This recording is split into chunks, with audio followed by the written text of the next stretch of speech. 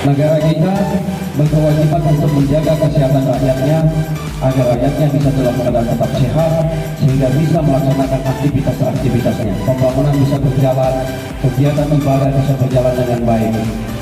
Hal yang paling penting saat ini dalam menghadapi situasi pandemi yang sampai dengan saat ini belum berakhir adalah bagaimana kita bisa mengoptimalkan pelaksanaan vaksinasi di wilayah kita masing-masing.